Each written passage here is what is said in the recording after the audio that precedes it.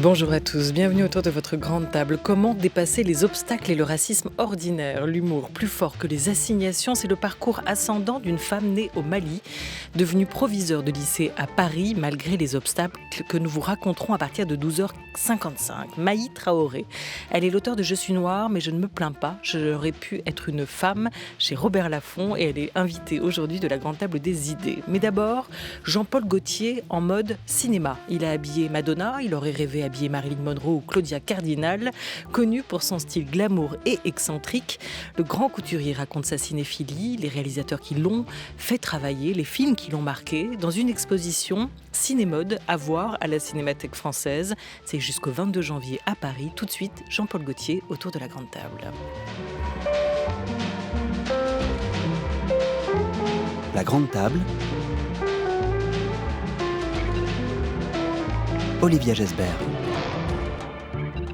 Son tout premier ou tout dernier défilé, c'était le 22 janvier 2020. Et le tout premier, ça remonte à beaucoup plus longtemps, avant les années 80. Il y a bientôt 2 ans, donc, il a choisi de mettre, non pas la clé sous la porte, mais ses envies de mode, ce parcours à plein temps, un peu de côté, pour créer des surprises, pour passer du temps à autre chose, à développer d'autres projets. Et les voilà qui se réalisent notamment dans cette belle et grande exposition à voir à la Cinémathèque de Paris jusqu'au 22 janvier. Bonjour Jean-Paul Gaultier. Bonjour. Bonjour, bienvenue autour de cette grande table. Cette exposition, elle est la première pierre de cette nouvelle vie. Une des premières pierres, oui. C'est-à-dire que c'est un projet quand même qui a commencé il y a à peu près 3 ans et demi avec Tony Marshall. Et c'est elle qui avait parlé de moi à la Cinémathèque pour justement cette exposition, mélangeant mode, puisque en fin de compte, j'ai fait de la mode parce que j'avais vu un film. J'avais vu Falbala de Jacques Becker avec Micheline Prels, la maman de Tony Marshall. Exactement, Tony Marshall, votre grande amie. Vous avez eu juste combien de vies avant ça? Avant cette vie-là? Avant cette vie-là, je sais pas, je dirais 2 simplement. L'enfance et puis après le début dans la mode et la mode qui m'a permis de m'ouvrir à plein de choses. En fin de compte, c'est la mode qui m'a fait avoir plein d'expériences extérieures et différentes.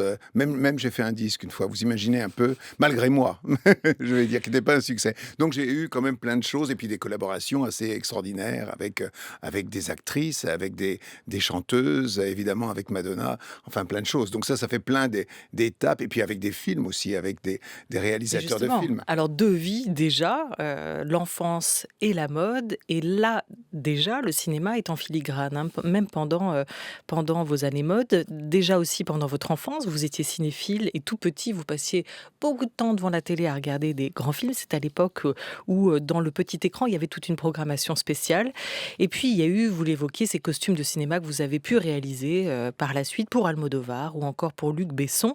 Jean-Paul Gaultier. Peter Greenaway aussi. Oui, beaucoup d'autres. Ouais, on y revient puisque ce sont vos réalisateurs fétiches. Jean-Paul Gaultier et le cinéma, ça donne à peu près ça.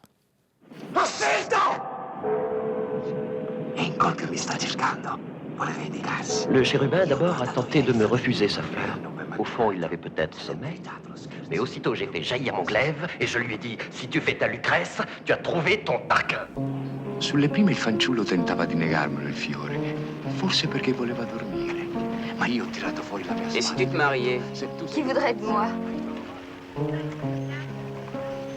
tu ferais pas une bonne épouse? J'aime trop m'amuser. Jolie comme tu es, c'est normal. Je sais pas, c'est toujours comme si j'allais mourir le lendemain. Il y a quelque chose de trop fort en moi qui me pousse à faire des bêtises. Oh, Betty, Et si tu étais amoureuse, ça changerait? Betty. Peut-être. J'entends des voix. Mais non, c'est le vent, Betty, c'est le vent. Puis tu sais, t'as toujours un abruti qui écoute la radio à 3 plombes du matin pour savoir si la guerre nucléaire, elle a pas été déclarée. C'est dans ma tête que j'entends des voix. Qu'est-ce que c'est tout ce chahut? C'est ce que vous croyez, là? C'est pas chrétien, ce que vous faites, là? Mais si, c'est chrétien, mais laisse tonton. Non, ta grand-mère qui repose, là-haut. Mais oui, mais laisse, ces chrétiens sont des amis. Pour ta tranquillité, sache que tu n'auras plus à subir de brûlures. Ah, je t'ai apporté ce body qui te protégera la peau. Il te donnera de la fermeté et soulignera tes formes. Prends l'habitude de le porter en permanence, comme une seconde peau. I'm just a sweet transvestite, from transsexual Transylvania. Head and just a sweet transvestite from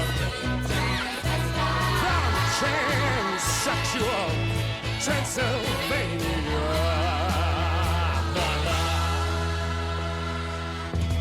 So. Vadim, Fellini, Benex, Almodovar et d'autres, c'est un peu de votre cinéma Paradiso, Jean-Paul Gaultier, mais pas que, ou à peu près ça, disais-je, signé Thomas Beau, parce que c'est impossible de tout concentrer dans ces quelques extraits. Qu'est-ce qu'on a oublié ou qui a-t-on oublié d'essentiel pour l'instant dans cette Je vais vous dire, c'est ce que j'ai un petit peu voulu montrer dans cette exposition, c'était le parcours, aussi bien dans le cinéma que dans la mode, parce qu'il y a des liens d'évidence, c'est-à-dire l'ère du temps, et donc l'évolution de la femme et de l'homme à travers la mode et le cinéma. Donc ça veut dire aussi l'évolution, la femme allant vers un côté avec plus de pouvoir, mais ça se voit. La liberté justement avec Brigitte Bardot, qui est une femme libre, par rapport à Marilyn Monroe, qui est un objet, une victime en fin de compte du système hollywoodien, et l'homme qui devient de plus en plus vénal. C'est aussi par rapport à la société qui se passe, et qui devient vénal, et qui, dans Macadam Cowboy, dans American Gigolo, et puis Marlon Brando qui devient comme un sexe symbole, un homme-objet aussi à sa façon. Donc j'ai voulu montrer tous ces espèces de virages comme ça et d'évolutions. Ces évolutions, et notamment avec le renouveau qui viendra à un moment du métal. Métal hurlant, c'est une des parties de cette exposition, l'un des chapitres. Et c'est l'armure de Jeanne d'Arc ou la cuirasse de Wonder Woman que vous y présentez jusqu'à Titane. Titane, Palme d'Or au dernier Festival de Cannes. Et tous ces films, à travers cette convocation du métal, montrent aussi cette puissance de la femme, cette libération de ces guerrières. Tout à fait. On l'a évidemment dans Jeanne d'Arc, on l'a aussi avec Barbarella, qui est une version quand même femme-objet, sexy, mais quand même on la montre puissante. Et même Wonder Woman, je l'ai vue récemment, et je dois dire que j'ai été étonné, parce qu'en fin de compte, je m'attendais que ça soit un peu comme tous ces films de super-héros et tout, mais en fin de compte, c'est plutôt pas mal fait. Et ça montre justement le changement par rapport à la condition féminine. Et on les a aussi dans vos défilés, toutes ces pièces-là. Elles reviennent d'une manière ou d'une autre. Est-ce que vous diriez qu'avec vos premiers défilés, et par la suite toujours, vous faites déjà votre cinéma à vous, Jean-Paul Gaultier, en puisant dans ces images que vous avez vues depuis votre enfance, dans ces silhouettes vues sur petit ou grand écran, celles de Vadim, de Fellini, de Benex et autres? Tout à fait. C'est-à-dire que ce sont des images qui sont là gravées dans mon cerveau et qui ont vraiment un rapport et un lien. Et en même temps, j'ai dû choisir celle là où je sentais plus justement la femme qui était à la fois. J'ai pas voulu montrer un seul type de femme, mais disons la femme aussi qui avait du caractère, tout simplement parce qu'il y avait dans la vie et à l'époque, dans les années fin 70, des gens, on voyait des femmes avec le mouvement punk et tout. Il y avait justement au Palace des filles comme Farida Kelfa ou Edwige, la reine des punks, des femmes qui étaient fortes et tout, qui montraient autre chose que des froufrous alanguis, et voilà, et qui choisissaient quand elles voulaient être sexy, en vérité, quand elles voulaient porter par exemple un bustier ou un soutien-gorge sous une veste, par exemple, qui était quelque chose d'un peu provocateur, c'était leur choix à elles, non pas pour subir le didacte des hommes par rapport à la femme objet, mais plutôt elles, parce qu'elles avaient envie, simplement ça les amusait, elles aimaient bien être comme ça, et voilà. Et en fin de compte, les corsets que j'ai faits, c'était plutôt comme des cuirasses, plutôt des armures, vous voyez, en quelque sorte, parce qu'en fin de compte, c'est un peu agressif et une protection en même temps. C'est pas la peau. C'est Marcel Rochin, le couturier qui signe tous les costumes de Falbala, qui est crédité dès 1945 pour la fameuse guêpière que vous déclinerez. Guêpière, robe, corset, bustier, conique et iconique. Vous l'avez raconté, vous avez hybridé tout cela, toutes ces images de cinéma avec des scènes de rue et l'énergie des scènes punk et rock par la suite. Alors vous entrez vraiment dans l'écran avec Falbala de Jean Becker, l'histoire d'un célèbre styliste parisien qui séduit ses mannequins avant de tomber fou amoureux, parfois notamment d'une Micheline Prest. Vous comprenez, Micheline, l'âme de la robe, c'est le corps de la femme. Je me demande si Micheline est rentrée. Attention, veillant, Nicole, tu accroches ma roue avec ta pédale. Mais je n'accroche rien du tout. Ça y est, les voilà rentrés avant moi, ça devait arriver. Oui, ça devait arriver. Qu'est-ce que je disais donc? Vous me parliez de votre métier. Vous m'avez dit l'âme de la robe, c'est le corps de la femme. Je n'ai pas très bien compris. Mais si, voilà. Une robe sans âme. C'est une robe qui n'a pas été faite pour quelqu'un, créée pour quelqu'un. Enfin, pour une femme. Et grâce à elle. Oui. Créer, vous ne pourrez pas savoir ce que c'est. Dans le catéchisme, j'ai appris que c'était faire quelque chose avec rien. Au sujet de quoi on parle, ça, dans le catéchisme? Au sujet du bon Dieu. Le premier jour de créer le ciel et la terre. Oui, c'est ça, c'est juste. À propos, quand entend-il? Qui ça? Daniel, parle. Oh, je ne sais pas, dans 2 ou 3 jours, sans doute. Et d'ici là, Comment d'ici là? on ne se voit plus? Ça me paraît difficile. Il faut que je me sauve. Alors, au revoir, Micheline. Au revoir. Téléphonez-moi. Non, vous téléphonez-moi. Elle avait du caractère déjà, cette héroïne de Falbala. Et lui, c'était un sacré macho quand Ouais, même. mais elle lui répond, hein, pour le coup. Là, elle se laisse pas faire. Micheline Prel, qui était à l'ouverture de l'exposition. Exactement, c'était très émouvant. Elle a 99 ans. Et elle était là et elle voyait. Donc, alors, c'est assez beau parce qu'elle est arrivée, elle était un peu. Elle ne savait pas trop ce qui se passait parce qu'elle a un peu un début d'Alzheimer, on va dire. Mais des moments où, au contraire, elle est très lucide et consciente. Et à un moment, elle a entendu les flashs qu'il a photographiés et elle a vu les éclats. Et là, elle redevenait Micheline Prel, l'actrice et tout, comme si elle revivait. Voilà. Comme au temps de sa gloire. Alors, le film Falbala est ressorti en salle. Il faut juste préciser pour les auditeurs, ceux qui l'auraient manqué, en version restaurée. Sorti aussi en DVD et Blu-ray par Studio Canal, avec plein de bonus, si vous souhaitez le voir et le revoir. Et même une interview de vous, Jean-Paul Gaultier, dans ces bonus. Vous comprenez, Micheline, l'âme de la robe, c'est le corps de la femme, dit-il. Ce grand couturier dans Falbala. Créer, c'est quoi, en fait, Jean-Paul Gaultier ? Créer, si vous voulez, je vais vous dire, moi, j'ai pas fait d'école de mode, donc mon école, ça a été le film, en quelque sorte. C'était ma Bible, en fin de compte. C'est-à-dire que je me rencontre et en regardant le film, j'ai vu plein de fois et tout, mais à chaque fois, je me dis, tiens, ça, c'est des attitudes que j'ai. Mais je les ai, pourquoi? Parce que c'est rentré dans mon cerveau. Et en fin de compte, vous voyez, il y a un moment qui est assez génial. Il y a une description assez fabuleuse, d'ailleurs, du milieu de la mode, des ateliers avec les ouvrières et tout, où on voit d'un seul coup l'inspiration. Alors, c'est-à-dire qu'à un moment, ça y est, monsieur, donc le couturier, Clarence, a trouvé, ça y est, l'idée pour la collection. Et pourquoi? Parce qu'il est tombé amoureux. Donc, il faut avoir une muse. Vous voyez, donc j'ai vu ça comme ça et j'ai compris tout de suite que c'était quelqu'un qui pouvait déclencher, donc quelqu'un d'humain et qui provoque une réaction. Donc j'ai en quelque sorte toujours fait mes castings moi-même parce que ça me paraissait inévitable et qu'en fin de compte c'était ça la source de la création, de la créativité, c'est-à-dire la vie. La vie est une gestuelle, une personne, une âme qui est là et qui apporte quelque chose et qui va donner de par ses gestes, de par sa parole, de par son visage, de par son allure, qui va donner des éléments qui sont des éléments créatifs. Et vous en avez eu des muses connues ou anonymes qui ont aussi déclenché ce besoin de créer, ce désir de créativité. Tout à fait, j'en ai eu plein, que ce soit aussi bien même dans, des mannequins de mode qui jouaient dans un film. Il y a dans le Satyricon un grand mannequin, une longue fille américaine, black, absolument sublime, avec les yeux bleus, très grande, très longue et tout, qui porte des tenues incroyables.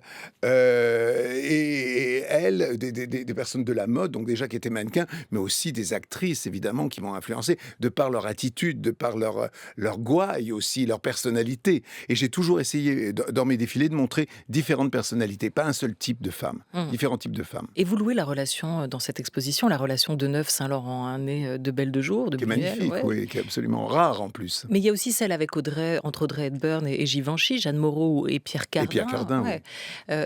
Pour autant, à vous lire, à vous voir, cette relation-là entre Saint-Laurent et Deneuve, elle était unique en quoi ? Qu'est-ce qu'elle a de si atypique, cette relation, qu'ils ont su nouer l'un et l'autre? C'est une fidélité d'abord? C'est une fidélité et le fait que, je pense, oui, c'est une fidélité aussi. C'est-à-dire que Catherine Deneuve, je pense, avait déjà un certain goût, un goût certain même, et Saint-Laurent correspondait tout à fait à l'époque, et disons, elle correspondait aussi tout à fait à l'époque. Donc, ça a été vraiment une relation presque amoureuse, quoi. C'est-à-dire, ça a été quelque chose de très beau dans le sens où il pouvait être inspiré par elle et elle ressentait très bien les vêtements. Je me souviens l'avoir vu à l'époque. Je venais juste de commencer chez Cardin et je l'avais aperçue de loin, je l'avais vue où elle était habillée avec un costume. Enfin, c'était pas un costume, c'était une blouse très stricte et tout, très fermée avec une lavalière et un pantalon dans la même matière en crêpe de Chine kaki. Tout ça, c'était impressionnant parce que c'était rien, c'était minimal, mais c'était très beau. Et ce pantalon et elle, avec sa blondeur et sa chevelure et sa féminité, c'était un contraste absolument formidable. Et je me suis dit, ça c'est vraiment... Et c'était évidemment du Saint-Laurent. C'est-à-dire qu'elle a toujours été très fidèle, ce qui est rare maintenant, parce que maintenant, il y a beaucoup d'actrices, ce sont des stylistes et tout qui viennent et qui vont choisir dans des maisons et apporter. En fin de compte, il y en a moins qui ont leur personnalité. Des femmes comme Barthaud, par contre, savait très bien ce qu'elle voulait, ce qu'elle ne voulait pas. Marlène Dietrich, par exemple, elle, qui portait quelquefois, qui faisait faire des costumes, des vestes d'hommes avec un pantalon très masculin et aussi une jupe droite les jours où tout dépend de l'humeur. Si elle voulait une jupe droite qui allait avec, mais très stricte, vous voyez. Mais sinon, c'était le costume d'homme, vraiment le vrai costume d'homme. Donc tout ça, pas que le fait de porter un costume d'homme, mais tout cela est très inspirant. Et quand on a quelqu'un qui justement sait tellement à rentrer dans les vêtements, apprécier les vêtements et se sentir, et dans les films. Mais vous avez cherché, Jean-Paul Gaultier, à créer ce type de fidélité, à tisser ce type de lien avec une actrice, ou alors est-ce qu'on peut dire que c'est Madonna qui a peut-être joué ce rôle-là au fil des années, ou alors est-ce que c'est plutôt avec des réalisateurs comme avec Almodovar que vous avez partagé cet univers, fait fusionner vos univers? Si vous voulez, ça s'est fait, c'est-à-dire que les choses évoluaient notamment avec les actrices, comme je l'ai dit, où il y a maintenant des stylistes. Mais disons, ça a commencé d'abord avec les rockstars. C'est-à-dire que j'avais la surprise de voir dans des vidéos qui étaient faites, Boy George, George Michael, Shadé, habillés avec mes vêtements. Et j'étais ravi et tout. Ils allaient dans les boutiques, ils achetaient les vêtements et voilà. Et c'était une relation à la limite un peu... Et après, j'ai été amené à les habiller. Et puis avec Madonna, ça a été quand même un grand... là, ça a été une collaboration extraordinaire. Parce qu'en fin de compte, elle disait à travers les vêtements, déjà elle portait mes vêtements depuis très longtemps, même à la recherche de Suzanne désespérément, elle portait à la première 2 de mes robes, c'est-à-dire une pour l'après-midi et une à la grande soirée le soir. C'était une robe corset, une toute blanche et après l'autre toute noire. Et comme elle était, son attitude et tout représentait tout à fait l'air du temps qu'il y avait à Paris, vous voyez, avec justement les gens du palace et tout, et ça reflétait tout à fait ce que je faisais, et du coup, ça a été tout de suite, je me suis dit, celle-là, elle doit être anglaise. Je ne pouvais pas imaginer qu'elle était américaine, vous voyez. Pour moi, les Anglais étaient quand même beaucoup plus exubérants et beaucoup plus, un sens de la mode beaucoup plus fort que les Américains, qui sont très hollywoodiens. Et donc, voilà, et quand j'ai collaboré avec elle, ça a été une osmose extraordinaire, je veux dire, parce que c'est vrai qu'elle savait ce qu'elle disait à travers les vêtements. Et une fan de mode réelle. Vous voyez, je vais faire une comparaison avec, mettons, Lady Gaga. On dit l'excentricité de Lady Gaga. Mais Lady Gaga, ce n'est que de l'excentricité. C'est-à-dire, ce n'est pas... en elle-même, vous voyez, c'est-à-dire quelqu'un lui apporte des choses et elle prend les choses qui sont les plus excentriques possibles. C'est pas un style. Alors que Madonna, elle, par exemple, je me souviendrai toujours, la première fois où je l'ai vue au MTV Awards, c'était la première des MTV Awards, où elle était avec sa robe de mariée, avec le micro entre les jambes, qui a fait scandale, évidemment, mais il y avait toute une tonne de gamines qui étaient là, habillées un peu comme elle, avec les crucifix, avec les foulards dans les cheveux et tout. Donc déjà, ça veut dire qu'elle était suivie, vous voyez. Ça, c'est de la mode. Oui, la robe en steak, c'est pas forcément votre truc, voilà. Gros, Jean-Paul Gaultier, on a compris. Quand on travaille dans la mode, il y a une dose d'autodérision qui est quand même nécessaire. C'est ce qui animait votre complice, William Klein, photographe de mode américain. Ici, il s'exprime à propos de son film qui figure dans l'exposition « Qui êtes-vous, Polymago ?» Il est vrai que Qui êtes-vous, Polymago, c'est un film sur le bourrage de crâne. C'est un film sur la télévision, les médias, la mode et même le cinéma. Mais la mode, il me semble pas à l'époque, c'était fait en 65, 66, c'était pas un sujet qui était beaucoup traité au cinéma. Et je pensais en effet que quelque part, autant chercher un sujet qui peut faire tilt, qui peut intriguer les gens. Quand je voyais comme ça de temps en temps les grandes prêtresses à la mode comme Diana Vreeland, j'avais du mal à m'empêcher de rire. Comment on regardait la mode sans penser rigoler? Ah, William Klein qui aimait mettre de l'humour aussi dans ses films et parfois dans ses photos. C'est un des moments importants de l'exposition. Pourquoi vous avez voulu qu'il figure là? Parce que vous partagez vraiment avec lui cette irrévérence. C'est aussi ça? Je crois qu'à la différence, c'est que lui, enfin, il y a une différence quand même entre nous deux, c'est le fait que lui déteste la mode. Mais c'est parce qu'il la déteste qu'il l'a rendue si bien et si intelligemment. Il a montré tous les travers et tout. Moi, je m'en amuse, disons, mais disons, je vis avec et puis en fin de compte, j'aime quand même la mode, tout en voyant, ayant ce décalage. Lui, il montre le côté, mais il le fait tellement d'une façon esthétique que c'est de la mode et c'est magnifique, quoi. Les images sont absolument magnifiques et ça montre aussi le propos parce que c'est vrai qu'il y a un snobisme et justement cette prêtresse Diana Vreeland, c'est très bien montré. Alors ça pourrait être, on veut dire, comme Anna Wintour, sauf qu'elle ne portait pas, elle, Diana Vreeland, de lunettes noires pour voir les couleurs d'un défilé, par exemple. Au moins, elle voyait les couleurs. Mais il montre ça, mais il montre aussi l'entourage qui est comme genre en vénération et le moutonnage, c'est-à-dire le snobisme, c'est-à-dire qu'après, elle a dit une parole, ça y est, c'est Dieu qui a parlé et tout, c'est un petit peu ça, quoi. Vous avez été juré au Festival de Cannes en 2012, oui. Dans le jury présidé par Nanni Moretti. Vous les voyez défiler, les actrices sur le tapis rouge, à ce moment-là aussi, en robe de couturier. À Cannes, on a parfois l'impression que le spectacle est plus souvent quand même à l'extérieur que dans la salle. C'est aussi toute cette comédie-là qui vous a à un moment un peu lassé. Ben oui, c'est-à-dire que les temps ont changé. Moi, j'ai connu quand même comme un vieux dinosaure la fin de l'époque, de la grande époque des grands couturiers, de la haute couture et tout. Et là, c'est devenu quand même beaucoup plus le marketing. Alors, il y a toujours de la création, mais tout est dans des buts de marketing, de promotion, et quelquefois, c'est vrai, avant, on ne disait pas de qui était le vêtement. Maintenant, il y a des contrats, il y a des gens qui portent des vêtements, qui ont des contrats pour porter ces robes-là. Moi, j'ai connu l'époque où elle demandait si elle pouvait l'emprunter ou elle l'achetait carrément, quoi. Je veux dire, c'est tout à fait une autre relation. Mais la faute à qui? À quoi? À l'argent aussi? On a l'impression que c'est vrai que pas mal de couturiers sont quand même devenus des entrepreneurs, que les marques ont pris le pas sur le style aussi, depuis vos débuts chez Cardin en 70, depuis Cardin était tout à la fois, lui. En 82. Oui. Mais justement, pour reprendre, il y a cette apostrophe, je crois, dans le film de William Klein, dans Qui êtes-vous, Polly Magou? Est-ce que Paris est mort? C'est-à-dire la haute couture. Est-ce que vous pensez que Paris et la haute couture ont trépassé, Jean-Paul Gaultier? Je sais que pendant un moment, il y a les Italiens, les créateurs italiens qui ont pris le pas au point de vue marketing, parce qu'ils sont formés. Eux, ils allient à la fois le beau et en même temps quelque chose de commercial. Vous voyez, ils savent faire. À Paris, peut-être qu'on est un petit peu plus créatif, vous voyez. Et maintenant, c'est vrai que les défilés sont une espèce de surenchère par rapport à ce dont on va parler. C'est-à-dire que peu importe si c'est porté, c'est maintenant... Il faut qu'on en parle. Donc, c'est faire des énormes shows. Bon, j'ai rien contre, mais c'est pour ça que moi, j'ai préféré maintenant passer à faire vraiment des shows comme mon Fashion Freak Show, quoi. Au moins, je parle de la mode, mais d'une autre façon et pour un spectacle. Le grand écran, c'est aussi le lieu de la transgression des genres. C'est un smoking, vous l'évoquez, qui passe du vestiaire masculin au féminin, comme celui de Marlène Dietrich dans Cœur brûlé, Morocco. C'est le travestissement, c'est le queer aussi. Pourquoi transgresser? Pourquoi vous aimez tant la transgression, plutôt, Jean-Paul Gaultier? Est-ce que c'est pour éveiller, réveiller, provoquer aussi? J'ai toujours été attiré par les différences. Ça, c'est vrai. Peut-être me sentant moi-même différent, sûrement à la base. Et en plus, j'ai toujours voulu montrer qu'en fin de compte, c'est assez relatif. Qu'est-ce qui est beau, qu'est-ce qui n'est pas beau? Vous voyez, ces espèces de didactes de la mode, que la beauté, elle peut être dans plein de choses différentes. Et en fin de compte, peut-être que l'exemple le mieux que j'ai fait avec ça, c'était mon bracelet. D'abord, ça a été un bracelet, boîte de conserve. En ouvrant quelquefois la boîte de conserve de mon chat, de sa nourriture, j'ai regardé, je dis, tiens, on dirait un bracelet africain. Ah ben tiens, je vais les passer dans un bain d'argent et je vais en faire des bracelets. Vous voyez, c'est un peu ça. Il faut savoir regarder aussi d'une autre façon, un peu à la façon de surréaliste peut-être, et voir la beauté là où elle est et là où on ne l'attend pas. En fin de compte, j'aime bien les surprises. Je crois que tout être humain adore les surprises. On aime bien...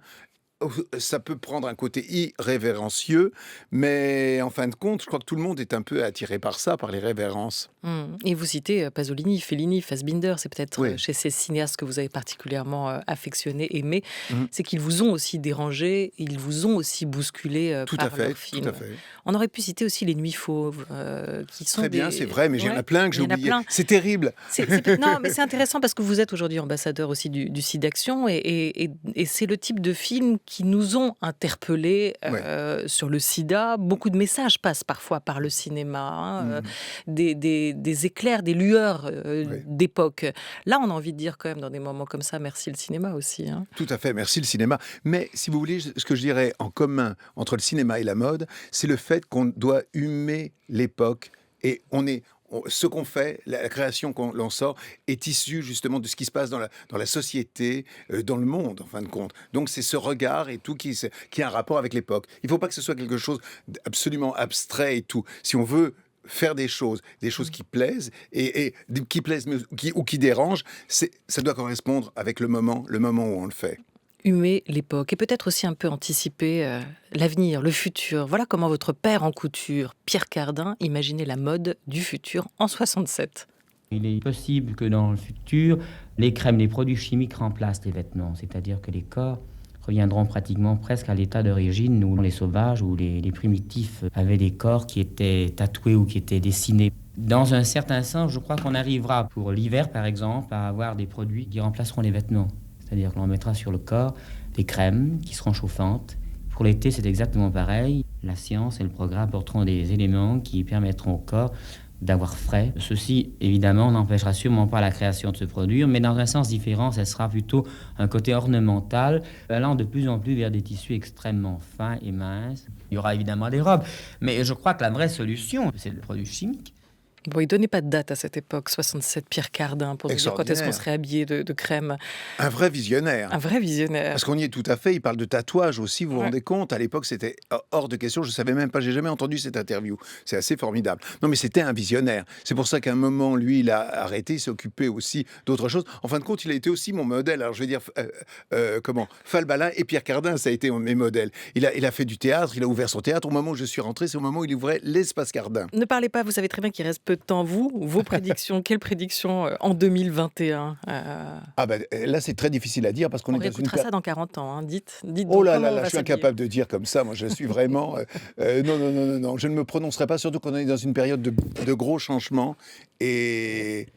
Voilà, donc c'est difficile à dire des pronostics. Mais c'est évident que pour que la mode existe, il faut qu'elle soit en accord avec ce qui se passe dans le monde. Ensemble, vous aviez mis en scène le Fashion Freak Show en 2018 aux Folies Bergères. Vous l'évoquez, cette exposition, elle est dédiée à une amie très chère, Toni Marshall, décédée l'an dernier. C'est elle qui a eu l'idée. Elle trône en reine à vos côtés sur l'affiche de l'exposition. Elle était la réalisatrice de Vénus Beauté Institute ou encore de Au plus près du paradis pour ce film de 2002 dont elle aimait parler. Hein. Vous aviez-vous dessiné des robes pour Catherine Deneuve. Exactement. Elle aimait faire pleurer le spectateur avec ses films. Elle disait pourquoi pas finalement. Le cinéma doit rester un puissant moteur à émotion. Vous avez la larme facile, vous, au cinéma, Jean-Paul Gaultier ? Tout à fait. Écoutez, j'ai revu là, à la Cinémathèque, justement, Falbala pour la 35e fois. Eh bien, pleurer au début, pleurer à la fin. Et vous allez pleurer, toujours. Merci beaucoup à vous, pensez, pour Toni Marshall. Merci, Jean-Paul Gaultier, d'avoir été avec nous. France Culture. L'esprit d'ouverture.